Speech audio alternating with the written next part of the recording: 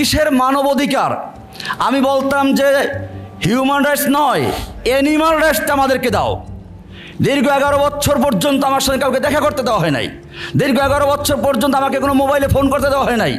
দীর্ঘ 11 বছর পর্যন্ত আমার সঙ্গে কাউকে কথা বলতে দেওয়া হয় নাই। এমনকি সুব্রত বালা শেষ সময় আমাকে যখন হাইকোর্ট দেখলো যে এই মামলাগুলো কিছুই না, সাজানো মামলা।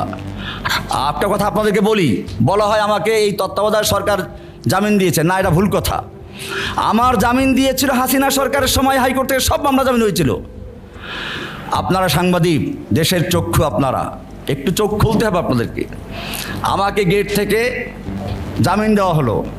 হাসিনার তৎকালীন সিডিটিসি এর আগে ভিতরে বসে আছে।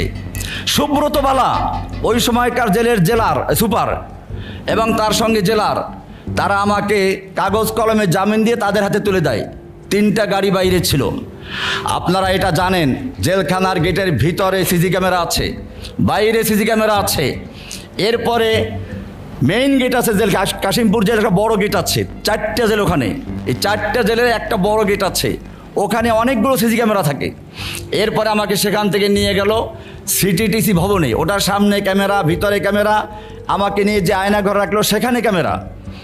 এরপরেও প্রচার হতে লাগলো কি, আমাকে আবার মজাক করতো, জসিমউদ্দিন রহমানই জামিনে বের হয়ে গেছে, তাকে খোঁজা হচ্ছে, পাওয়া যাচ্ছে না, কোন আত্মীয়ের বাসায় আছে।